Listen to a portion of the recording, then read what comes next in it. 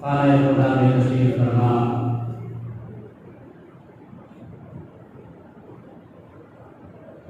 شہزادے مقبول سکون شریعہ منتہا حضور سیدی وسلم محدث قدیم مدد تعالی دیگر علماء ملت اسلامیہ السلام علیکم ورحمۃ اللہ تعالی وبرکاتہ۔ وعلیکم السلام ورحمۃ اللہ وبرکاتہ۔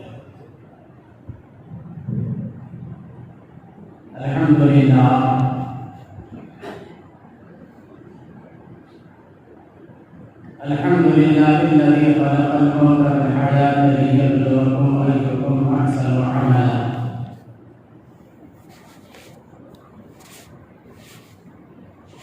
والصلاة والسلام على رسوله ونبيه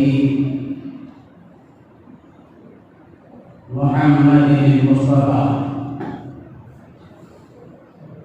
وعلى آله المجتبى وأصحابه المرتضى، أما بعد،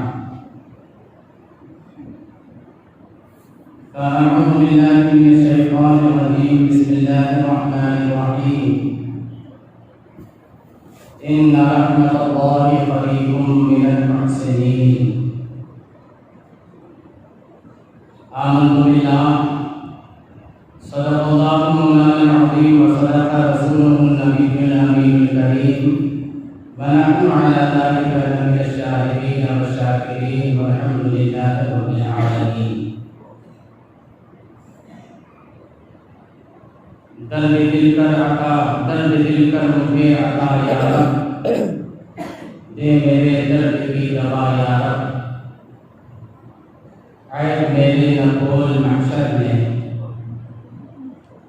عیب میرے نہ کھول محشر میں، نام ستار ہے تیرا یا رب، بے سبب بخش دے نہ پوچھ عمل یا رب العالمین، بے سبب بخش دے نہ پوچھ عمل، نام غفار ہے تیرا یا رب، تو حسن کو اٹھا حسن کر کے، تو حسن کو اٹھا حسن کر کے، وہ محل خیر فاطمہ یا رب۔ رفیقان ملت، عزیزان گرامی، اس وقت ہم لوگ راجستھان کے ایک علاقے سوجت کی سرزمین پر ذکر خدا اور ذکر محبوب خدا کی برکتوں سے اپنے آپ کو خانہ خدا میں مالا مال کرنے کے لیے حاضر ہیں۔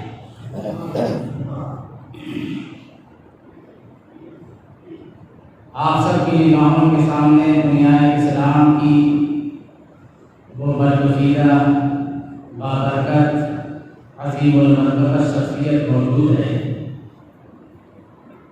کہ جس نے واقعتاً اپنے آپ کو اللہ کی راہ کے لیے اور اس کے دین کے لیے اپنے آپ کو وقف کر دیا ہے۔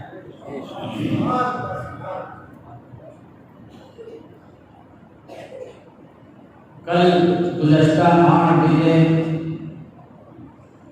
جے پور ایئرپورٹ سے باہر نکلے اور اس وقت سے لے کر اب تک مسلسل حضرت کا سفر ہی صرف جاری نہیں، اس میں آپ کی دینی مشغولیات اور لوگوں کو واضح و نصیحت فرمانا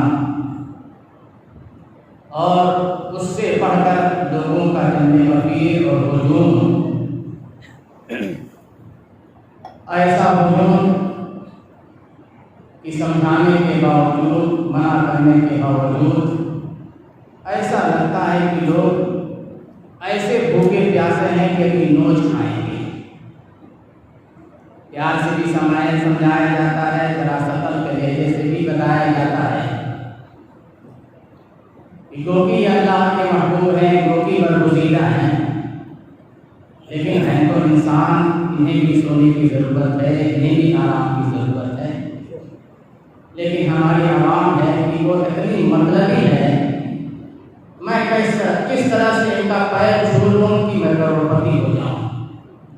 زیادہ لوگ جو آتے ہیں اگر واقعات کو فیضان حاصل کرنے کے لیے آتے ہیں تو وہ کہیں سے بھی محبت بھری نگاہ سے لو لگائیں گے، فیضان ہمیں ملے گا۔ لیکن میرا اپنا تجربہ یہ کہتا ہے کہ زیادہ تر لوگ اس لیے آتے ہیں کہ کسی طریقے سے میں ہاتھ لگا لوں، جبے کو چھو لوں، امامے کو مس کر لوں اور میں کروڑپتی اور اربپتی بن جاؤں۔ تو اس طریقے سے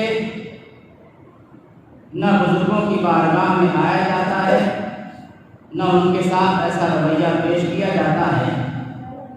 ادب سے بہت کچھ ملتا ہے اور بے ادبی سے بہت کچھ ضائع ہو جاتا ہے۔ اس لیے ادب سے آؤ، ادب سے بیٹھو، ادب کرو، یہ ادب کی جا ہے۔ ادب سے آؤ، ادب سے بیٹھو، ادب کرو، یہ ادب کی جا ہے۔ یہ ایسی ویسی نہیں ہے محفل، یہ ذکر میلاد مصطفیٰ ہے۔ اس لیے اب حضرات پوری توجہ کے ساتھ بیٹھیں اور کچھ باتیں میری آپ سماعت کر لیں، اور اخیر میں انشاءاللہ حضرت صرف دعا فرمائیں گے، اس لیے کہ طبیعت حضرت کی ناساز ہے، بخار ہے، لیکن اس عالم میں بھی آپ کو حضرت نے محروم نہیں رکھا ہے۔ اس لیے آپ پورا مجمع ذرا سا لو لگائے، اپنے آپ کو بیدار کریں اور رسول کائنات صلی اللہ علیہ وسلم کی بارگاہ اکبر میں محبتوں کے ساتھ درود و سلام کی نظریں پیش کر لیں۔ اللہم صلی علی سیدنا مولانا محمد وعلی آل سیدنا مولانا محمد وعلی آلہ من معي العلم والحكمة وآله وأصحابه وبارك وسلم صلاة وسلام عليك يا سيدي يا رسول الله صلی اللہ تعالی علیہ وسلم۔ میں سیدنا اعلیٰ حضرت رضی اللہ تعالی عنہ کے حمدیہ اور نعتیہ کچھ اشعار آپ کی خدمت میں پیش کر رہا ہوں، سماعت کر لیں۔ انشاءاللہ حضرت کی طبیعت اس کو سننے کے بعد بہت صحیح ہو جائے گی۔ ساتھ دیں گے آپ حضرات؟ خاموشی کے ساتھ نا؟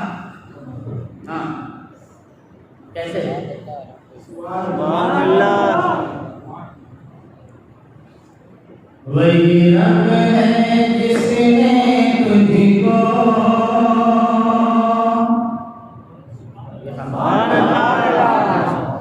وہی رب ہے جس نے تجھ کو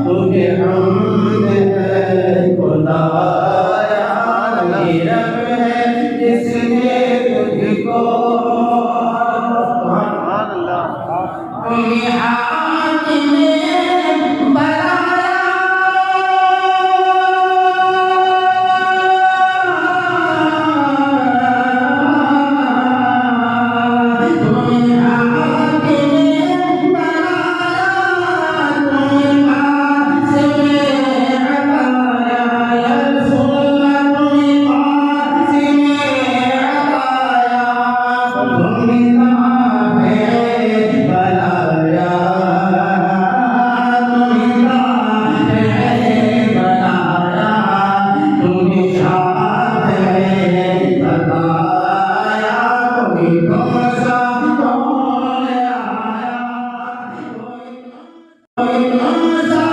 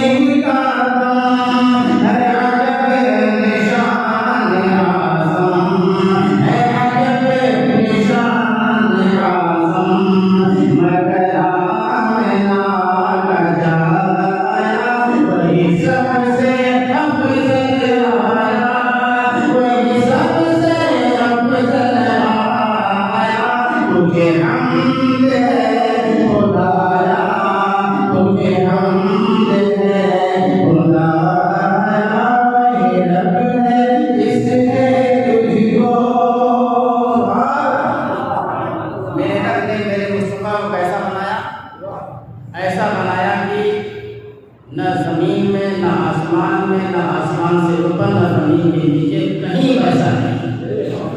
ایک رب نے مصطفیٰ کو ایک بنایا بے مثل کے ساتھ بنایا. یہ کون کہہ رہا ہے؟ سیدنا جبریل امین نے کہا ہے. انہوں نے آسمان بھی دیکھا، عرش اعظم بھی دیکھا، ساتوں آسمان بھی اور ساتوں زمین بھی، زمین کا چپا چپا بھی، آسمان کا چپا چپا بھی. اب حضرت جبریل امین کے بیان کو نقل کیا میرے امام نے.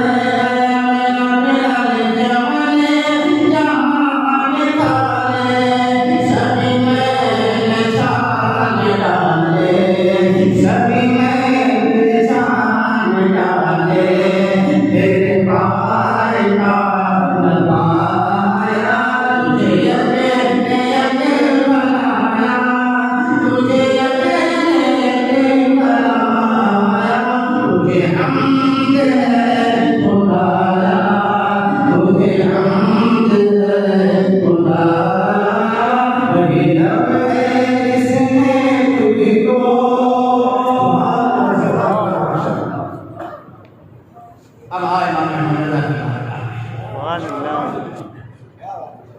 ان کا معاملہ دیکھو. ان کو ڈھونڈو وہ کہاں ہے. ارے خدا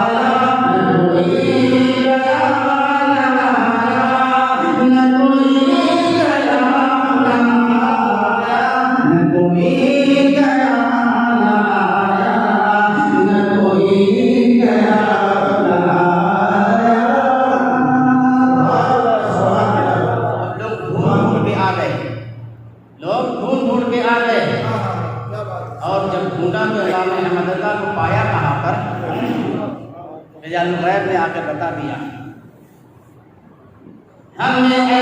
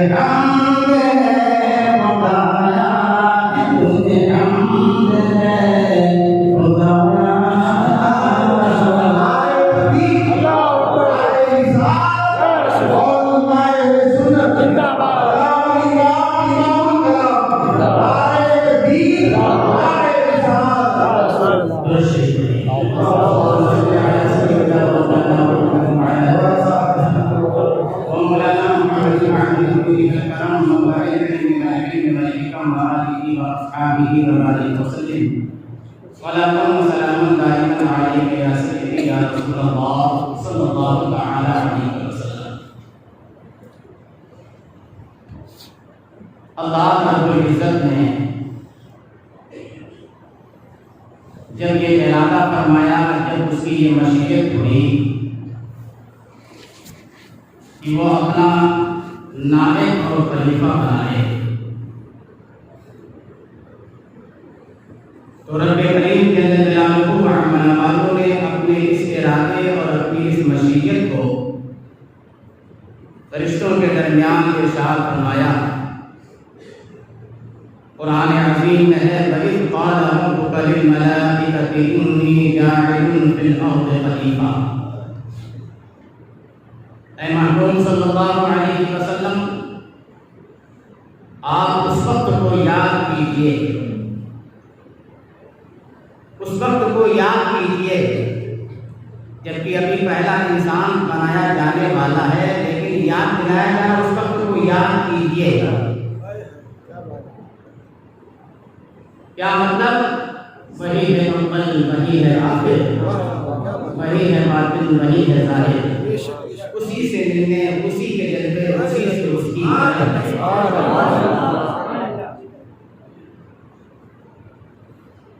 اے محبوب اس وقت کو یاد کیجئے جب تیرے رب نے فرشتوں سے کہا میں زمین میں اپنا ایک نائب بنانے والا ہوں۔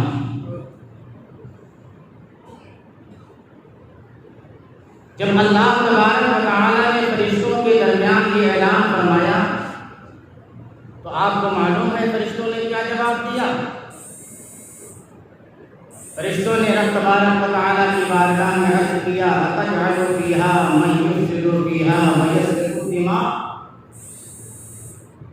کیا زمین میں ایسے کو نائب بنائے گا جو جا کر کے زمین میں خوریزی برپا کرے، فساد پھیلائے؟ وَنَحْنُ نُسَبِّحُ بِحَمْدِكَ وَنُقَدِّسُ لَكَ، اب اپنے دل کی بات اور رب کی بارگاہ میں عرض کرتے ہیں کہ جس کو تو نائب بنائے گا تیرے نائب کا یہ معاملہ ہوگا کہ زمین میں جانے کے بعد زمین میں فساد برپا ہوگا، زمین میں خوریزیاں ہوں گی، زمین میں جانے کے بعد ایک دوسرے کے حقوق مارے جائیں گے۔ اور ادھر ہمارا معاملہ یہ ہے کہ پروردگار ہم تو سبحان قدوس ربنا ورب الملائکہ کی تسبیح ہر دم مناتے رہتے ہیں۔ وَنَحْنُ نُسَبِّحُ بِحَمْدِكَ وَنُقَدِّسُ لَكَ، اور ہمارا معاملہ یہ ہے کہ ہم تیری ہمیشہ تسبیح بیان کرتے ہیں، تیری باتیں بیان کرتے ہیں۔ تو اللہ تبارک و تعالی نے فرشتوں سے ارشاد فرمایا انی اعلم ما لا تعلمون، اے فرشتوں جو میں جانتا ہوں تم نہیں جانتے، جو میں جانتا ہوں وہ تم نہیں جانتے۔ جسے تم جانتے ہو سمجھتے ہو کہ زمین میں جا کر کے وہ خوریزی برپا کرے گا، لیکن تم یہ نہیں جانتے ہو کہ زمین میں جانے کے بعد وہ زمین کو کتنا خوشگوار بنائے گا۔ اللہ تبارک و تعالی نے سیدنا آدم علیہ السلام کی تخلیق اپنے تصویر ربوبیت سے جو اس کی شان کے لائق فرمائی، اور جتنے دن تک رب تبارک و تعالی نے چاہا سیدنا آدم علیہ السلام جنت میں رہے، اور جب اللہ تبارک و تعالی نے چاہا پوری ذریت کے ساتھ سیدنا آدم علیہ السلام کو زمین سے اتار دیا۔ کتنی انسانیت اب تک وجود پا چکی اور ظہور قیامت تک پانے والی ہے، یہ سب کے سب سیدنا آدم علیہ السلام کی ذریت اور انہی کی نسل پاک سے ہیں۔ سیدنا آدم علیہ السلام کی نسل پاک میں اللہ تبارک و تعالی نے سعید روحوں کو بنایا ہے اور شقیق روحوں کو بنایا ہے۔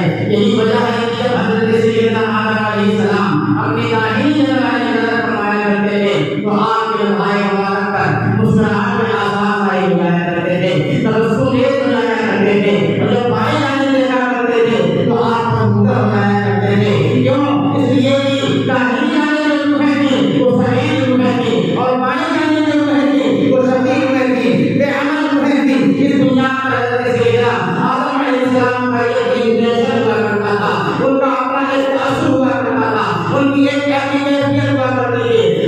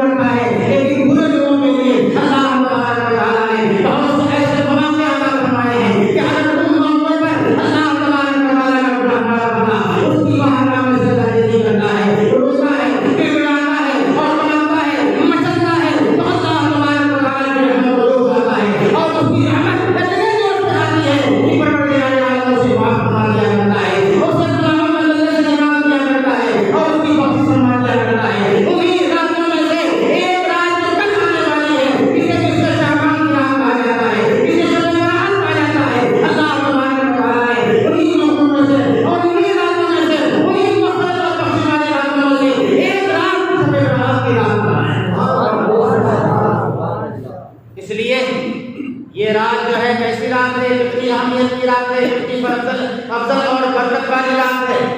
یہ وہ رات ہے کہ اللہ تبارک و تعالی اسی رات میں غروب آفتاب سے لے کر کے صبح تک صادق کے طلوع ہونے تک آسمان اول پر نزول الہی فرماتا ہے، اور رب تبارک و تعالیٰ کی رحمتیں بندوں کو پکارتی ہیں، ہر کوئی بخش کا چاہنے والا جسے میں بخش دوں، ہے کوئی معافی کا خواستگار جسے میں معاف کر دوں، ہے کوئی روزی کا مانگنے والا جسے میں روزی دوں۔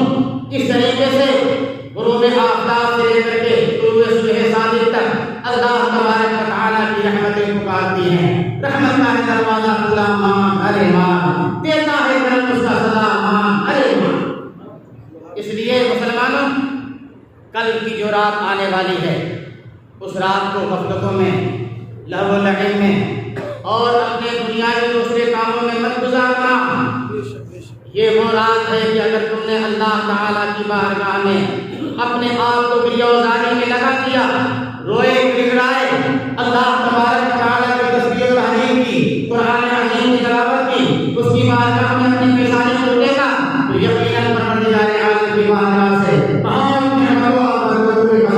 اپنے عمل کو سمیٹ لو گے۔ میرے آقا سید کائنات صلی اللہ علیہ وسلم اس شب مبارکہ میں قبرستان میں تشریف لے جایا کرتے تھے، میرے آقا روزہ بھی رکھا کرتے تھے، میرے آقا عبادتوں میں ان اوقات کو گزارا کرتے تھے۔ جب نبی کریم صلی اللہ علیہ وسلم سے پوچھا گیا ہے، یا رسول اللہ آپ روزہ کیوں رکھتے ہیں، آپ کس قدر اپنے آپ کو کمربند کیوں بنا لیا کرتے ہیں اس رات میں، تو میرے آقا سید کائنات صلی اللہ علیہ وسلم نے ارشاد فرمایا کہ اللہ تبارک و تعالیٰ اس رات میں بندوں کے اعمال اور بندوں کے بارے میں جو فیصلہ جان ہوتے ہیں وہ فرشتوں کے حوالے کرتا ہے۔ اس لیے میرا نام اعمال جب لکھا جائے تو اس آیت میں لکھا جائے کہ میں روزے دار ہوں اور اللہ تعالیٰ کی عبادت میں مصروف ہوں۔ میرے آقا کی یہ سنت ہے، جبکہ میرے آقا سید کائنات صلی اللہ علیہ وسلم کا معاملہ یہ ہے کہ وہ سراپا عبادت ہے، مکمل عبادت ہے، ہر آن ہر لمحہ اللہ تبارک و تعالیٰ ان کے درجات کو بلند فرماتا ہے۔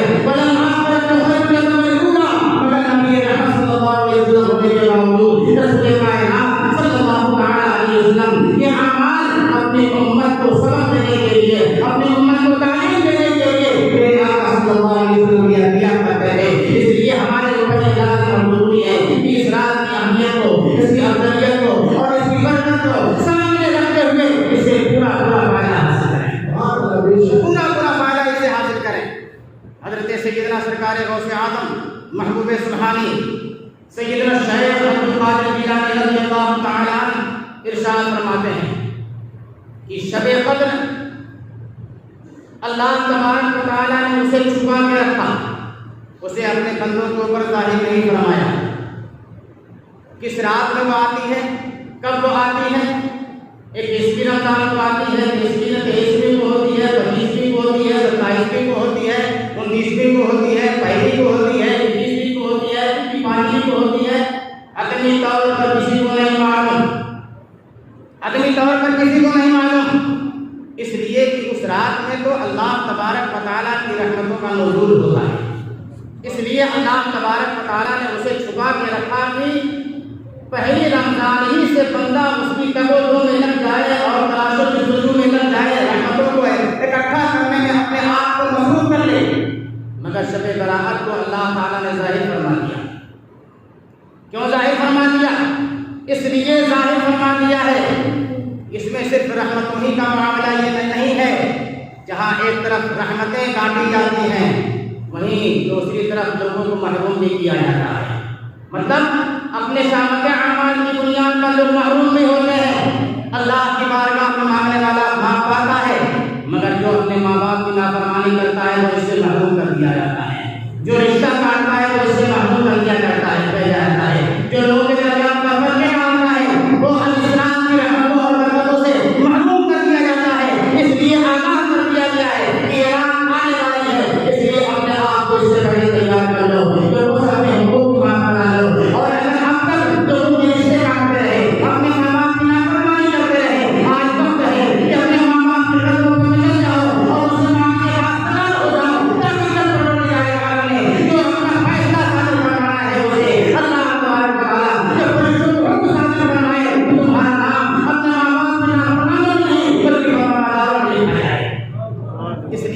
ظاہر فرمایا گیا ہے، اس لیے اس کو ظاہر فرمایا گیا ہے۔ اور اللہ تبارک و تعالیٰ تو ایسا کریم ہے، وہ ارشاد فرماتا ہے ان رحمت اللہ قریب من المحسنین، اللہ تبارک و تعالیٰ کی رحمت نیکوکاروں سے، محسنین سے، اہل ایمان سے بہت زیادہ قریب ہے۔ دوسری جگہ پروردگار عالم ارشاد فرماتا ہے نحن اقرب الیہ من حبل الورید، ہم مسلمانوں کی شہ رگ سے بھی زیادہ قریب ہیں۔ اللہ تبارک و تعالیٰ ارشاد فرماتا ہے قل یا عبادی الذین اسرفوا علی انفسہم لا تقنطوا من رحمت اللہ، اے محبوب صلی اللہ علیہ وسلم آپ ارشاد فرماتے ہیں اے میرے وہ بندے جنہوں نے اپنی جان پر ظلم کر لیا ہے، لا تقنطوا من رحمت اللہ، اللہ تبارک و تعالیٰ کی رحمت سے مایوس مت ہو، ان اللہ یغفر الذنوب جميعا، اللہ تبارک و تعالیٰ تمام گناہوں کا بخشنے والا اور تمام گناہوں کا معاف فرمانے والا ہے۔ رب کی رحمت کو اس طور پر پکارتی ہے، اسی لیے اس رات بھی رب کی رحمت کو لوٹنے والوں نے خوب لوٹا ہے۔ ایک آخری بات میں عرض کروں، وقت تو بہت زیادہ ہو چکا ہے۔ حضرت سیدنا مالک بن دینار رضی اللہ تعالیٰ جو اللہ تبارک و تعالیٰ کے بہت ہی ضرورت بندے ہیں، بہت پسندیدہ بندے ہیں اور بہت پائے کے بزرگ ہیں، لیکن آپ پائے کے بزرگ جب نہیں تھے تو آپ کا عالم کیا تھا؟ آپ کی زندگی کیسے گزرا کرتی تھی؟ آپ کا شغل و شغل کیا تھا؟ آپ کا کام کیا تھا؟ حضرت سیدنا مالک بن دینار رضی اللہ تعالیٰ کے بارے میں حضرت سیدنا امام یافعی رضی اللہ تعالیٰ رحمۃ اللہ علیہ میں یہ واقعہ لکھتے ہیں کہ حضرت سیدنا مالک بن دینار رضی اللہ تعالیٰ عنہ سے لوگوں نے پوچھا ایک مرتبہ کہ آپ کا معاملہ تو بالکل عجیب تھا اور کس طریقے سے آپ نے قرب خداوندی پا لیا، اللہ تبارک و تعالیٰ کی بارگاہ میں آپ کو اتنا عظیم مرتبہ کیسے مل گیا؟ تو سیدنا مالک بن دینار رضی اللہ تعالیٰ نے ارشاد فرماتے ہیں کہ واقعتاً میرا معاملہ یہ تھا کہ میں تو بہت بڑا شرابی تھا، اتنا بڑا شرابی تھا اور ایسا شرابی تھا کہ ہر دم میں شراب کے نشے میں دھت رہا کرتا تھا، شراب کے نشے میں دھت رہا کرتا تھا، یہ میرا معاملہ تھا۔ لیکن ایک دن ایسا آیا کہ میں نے ایک خوبصورت حسین و جمیل ایک کنیز اور وادی خریدی، اس کو اپنے گھر لے آیا اور اسی کنیز اور وادی سے ایک بچی نے جنم لیا، بچی پیدا ہوئی، بچی بھی ماشاءاللہ بہت خوبصورت تھی۔ بچی پیدا ہوئی، تھوڑی تھوڑی بڑھتی رہی، بچی سے میں قریب ہوتا رہا، بچی مجھ سے قریب ہوتی رہی۔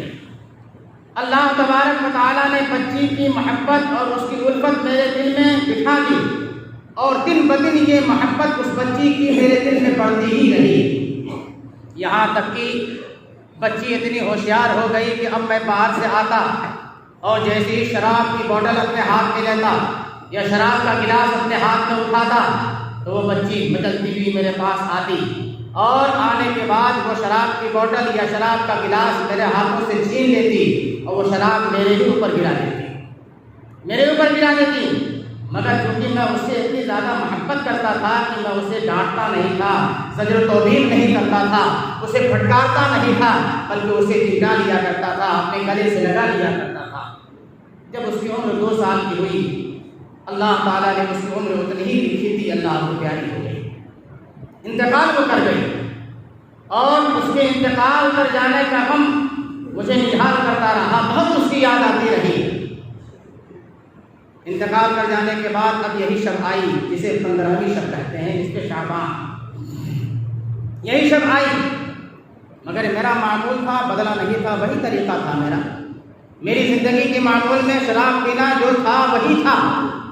15ویں شعبان کو بھی میں باہر سے آیا اور ابھی نماز عشاء بھی میں نے نہیں پڑھی تھی، شراب اٹھائی پی لی اور شراب کے نشے میں اتنا دھت ہوا کہ غشی تاری ہوئی، نیند آ گئی۔ اب نیند جب آ گئی ہے تو اب میں خواب یہ دیکھ رہا ہوں کہ میدان محشر برپا ہو چکا ہے، لوگ اپنی اپنی قبروں سے اٹھ کر کے بھاگ رہے ہیں۔ اب لوگ بھاگ رہے ہیں تو میں بھی اپنی قبر سے اٹھا اور بھاگنے لگا۔ اتنے میں ایک آہٹ میں محسوس کر رہا ہوں پیچھے سے کہ کوئی آ رہا ہے۔ جب پیچھے مڑ کے دیکھ رہا ہوں تو ایک اژدہا ہے، ایک سانپ ہے، بڑا طاقتور ہے، جو مجھے دوڑائے جا رہا ہے، میں بھاگے جا رہا ہوں، مجھے دوڑائے جا رہا ہے۔ یہاں تک کہ ایک بزرگ شخصیت مجھے نظر آئی، ایک نیک آدمی نظر آئے، میں ان کی بارگاہ تک پہنچا اور میں نے استغاثہ پیش کیا، میں نے استعانت چاہی، ان سے مدد چاہی کہ آپ مجھے اس سانپ سے بچاؤ۔ انہوں نے کہا کہ میرے اندر اتنی طاقت و قوت نہیں ہے کہ اس سانپ سے، جو طاقتور سانپ ہے، اس سے میں بچا سکوں۔ تم آگے جاؤ، ہو سکتا ہے تمہیں کوئی ہیلا اور کوئی ذریعہ مل جائے اس سے بچنے کا۔ یہاں تک کہ میں بھاگتا رہا اور بھاگتے بھاگتے ایک پہاڑی کے ٹیلے پر چڑھا۔ اب پہاڑی کے ٹیلے کے بعد جہنم کا منظر ہے، اس کے شعلے بھڑک رہے ہیں، اس کے شعلے آسمان سے باتیں کر رہے ہیں، انگارے اس کے لال لال سرخ نظر آ رہے ہیں۔ اب مجھے یقین ہو گیا کہ اب یا تو پیچھے مڑوں گا تو صاف، آگے بڑھوں گا جہنم میں گر جاؤں گا۔ اتنے میں ایک غیر سے ندا آتی ہے، آواز آتی ہے، تو یہاں سے چلا جا، تو جہنمی نہیں ہے۔ جب اتنا میں نے سنا تو میرے دل میں ایک امنگ پیدا ہوئی، ایک حوصلہ مجھے ملا، اور وہیں سے میں نے ٹن لیا، مڑا، اور جیسے ہی تو مڑا تو سانپ بھی میرے ساتھ مڑتا ہے۔ پھر میں اسی بزرگ کے پاس پہنچتا ہوں، اور پہنچنے کے بعد میں نے کہا کہ آپ نے مجھے اس سانپ سے کیوں نہیں بچایا؟ تو انہوں نے کہا کہ میں بہت ناتمام ہوں، میں بہت کمزور ہوں، اور یہ سانپ بہت زیادہ طاقتور ہے، میں اس سے مقابلے کی طاقت اور طاقت نہیں رکھتا۔ ہاں البتہ تم اس طرف چلے جاؤ، یہاں بہت سے لوگوں کی امانتیں ہیں، ہو سکتا ہے کہ تمہاری بھی امانت وہاں پہ ہو اور اس کے صدقے میں تمہیں اس سے نجات مل جائے۔ اب اس کے بعد میں نے دوسرا راستہ لیا، اب ایک پہاڑی پر پہنچتا ہوں۔ پہاڑی پر پہنچنے کے بعد وہ دائرے کی شکل وہ پہاڑی تھی، اندر جاتا ہوں، فرشتے آواز دیتے ہیں اسے اندر جانے دو۔ جب وہاں میں پہنچ رہا ہوں تو قیمتی قسم کے پردے لگے ہوئے ہیں، پردوں کو ہٹانے کا حکم ہوتا ہے۔ اب اس کے بعد دروازے جو دیکھ رہا ہوں، دروازے یاقوت اور جواہر کے لگے ہوئے ہیں، دروازوں میں کھلنے کی آواز آتی ہے، حکم ہوتا ہے، دروازے کھول دیے جاتے ہیں۔ اب جب میں وہاں پہنچتا ہوں تو ننھے مننے بچے جو وہاں پہ موجود ہیں، وہ مننے بچے جب مجھے دیکھتے ہیں تو میری طرف لپکتے ہیں اور آپس میں یہ آواز لگاتے ہیں، آپس میں یہ کہہ رہے ہیں کہ اس کو بڑا سانپ دوڑا رہا ہے، بڑا سانپ اس کا پیچھا کر رہا ہے، اسے بچانے کے لیے چلو۔ اتنے میں میں دیکھتا ہوں کہ بہت دور سے میری بیٹی بھی مجھے نظر آ رہی ہے، اور وہ ایک چھوٹی میں بڑی بیٹی کے ساتھ میری طرف بڑھتے ہوئے آگے آئی اور آواز لگاتی ہے، ہٹ جاؤ، یہ تو میرے والد ماجد ہیں، یہ میرے والد ماجد ہیں، ہٹ جاؤ تم لوگ۔ آنے کے بعد وہ اپنا بایاں ہاتھ میری طرف بڑھاتی ہے، اور میں نے اپنا داہنا ہاتھ اس کے ہاتھ میں ڈال دیا، اور اپنے داہنے ہاتھ کو سانپ کی طرف بڑھا کر کے سانپ کو دفع کرتی ہے، یہاں تک کہ وہ سانپ دفع ہو جاتا ہے۔ اب اس کے بعد وہ میری بچی ہے میری گود میں بیٹھ جاتی ہے، اور بیٹھنے کے بعد اب بچی مجھ سے مخاطب ہوتی ہے، الم یعن للذین آمنوا ان تخشع قلوبهم لذکر اللہ وما نزل من الحق۔ کیا ابھی مسلمانوں کے لیے وہ وقت نہیں آیا ہے کہ وہ اللہ تبارک و تعالیٰ کے لیے اپنے دلوں میں خوف پیدا کریں، اور جو اللہ تعالیٰ نے نازل فرمایا ہے اس کو اپنے دل میں بتائیں؟ کیا یہ مسلمانوں کے لیے وقت نہیں آیا ہے کہ میری بیٹی مجھ سے مخاطب ہو کر رہی ہے، قرآن عظیم تلاوت کر رہی ہے، میں اپنی بیٹی سے پوچھتا ہوں بیٹی تمہیں قرآن کا علم حاصل ہے، تم قرآن جانتی ہو؟ بیٹی کہتی ہے آپ سے زیادہ ہم قرآن جانتے ہیں۔ پھر اس کے بعد میں پوچھتا ہوں تم لوگ یہاں پر کیوں موجود ہو؟ انہوں نے کہا ہم صبح قیامت تک یہیں پر رہیں گے، تاکہ لوگوں جو ہمارے رشتہ دار اور ہمارے احباب جو پریشان حال ہیں ان کی ہم شفاعت یہاں سے کریں، ان کو مصیبتوں سے چھٹکارا دلائیں۔ اس کے بعد میں اسی بیچ میں یہ سارے مبارک ہوتے رہے، یہ سارا منظر میں اپنے گاؤں سے دیکھتا رہا، اور میری آنکھ کھل گئی۔ اب جب آنکھ کھل گئی ہے مہینے کے اندر انقلاب ہوتا ہے، رب تبارک و تعالیٰ کی بارگاہ میں اسی شب برات میں سچی توبہ کرتا ہوں، اب سچی توبہ کا حال یہ ہوا ہے کہ ہم مانی کے دیوالی کے دیدار وہ شرابی دیدار نہیں ہے، بلکہ مانی کے دیدار تابعی ہے، اور کتنے صحابہ کی سمجھ پا کر کے اللہ کے بندے کا بدل شامل ہوئے۔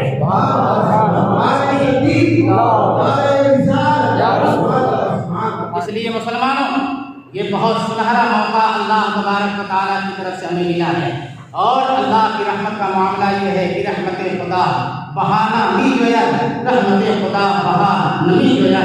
اللہ تعالیٰ کی رحمت لوگوں کو بخشنے کے لیے، لوگوں کو معاف کرنے کے لیے بیگا اور موقع تلاش کی ہے۔ اللہ تعالیٰ کی رحمت سرمایہ اور بدلہ نہیں پورا کرتی ہے، اس لیے بہت عظیم اور سنہرا موقع ہے کہ جس رات میں اللہ تبارک و تعالیٰ بنو بکر کی بکریوں کے بازوں میں بنا کر اپنے بندوں کی مغفرت فرماتا ہے۔ اس لیے رب کی بارگاہ میں اپنی بھی مغفرت چاہو، اپنے ماں باپ کی مغفرت چاہو، اور لوگوں کے لیے دعائیں مغفرت کرو، مومنین مسلمانوں کے لیے دعائیں مغفرت کرو، اور اپنے ان حضرات کے لیے